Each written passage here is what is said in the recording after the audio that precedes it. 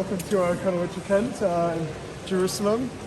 Here is the big question. So first of all, I just wanted to thank you on behalf of the Jewish people and IDF and State of Israel for all the work you do, tirelessly and beautifully putting out the case of Israel, for Israel in a very succinct way, in a very easy to understand way. Most importantly, coming from you with your authority really means a lot to people who love the State of Israel, the IDF, and who really appreciate all your work and your hard work you do.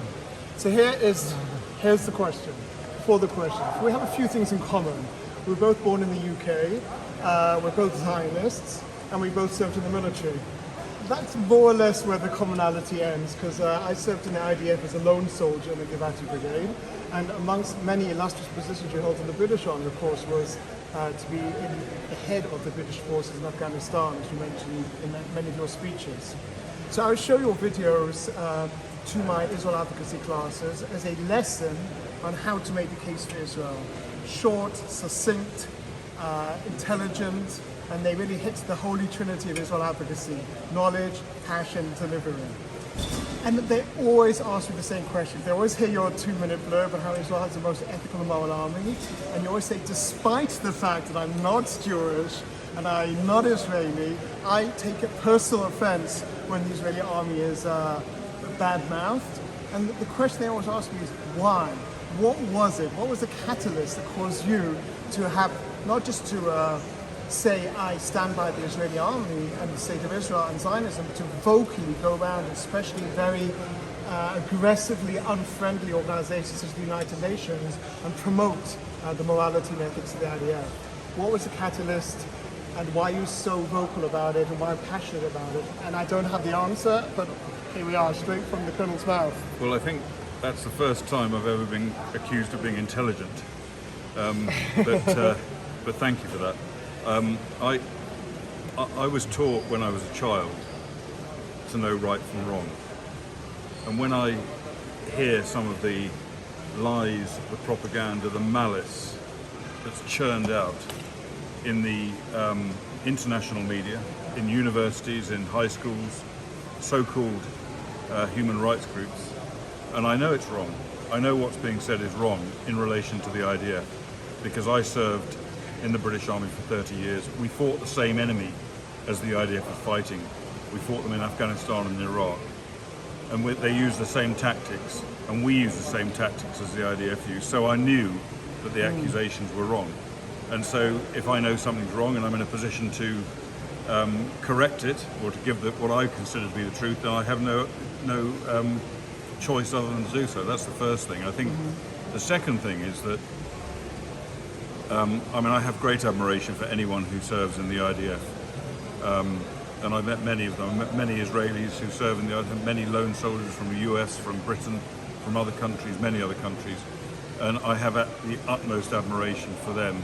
And I think in particular for lone soldiers who, normally for ideological reasons, because they feel the need to defend the State of Israel, they travel thousands of miles across the world. They come to a country with a different culture to the one they're used to back at home.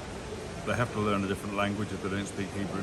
And they're potentially at any time putting their life on the line for Israel. And I think that deserves everybody's admiration. I hate to see people like that, young men and women who, defending their country, defending the Jewish state, I hate to see them maligned in the way. I've been down on the border with Gaza, talking to soldiers during the conflict, and these people are risking their life every single day. They're putting their life on the line. Meanwhile, they get back home, or they get back to the barracks in the evening or whatever it is, and they're watching CNN, BBC, you name it, numerous news outlets, calling them war criminals and baby killers. And I find that very, very hard to stomach, as I would if it was British soldiers being accused of that.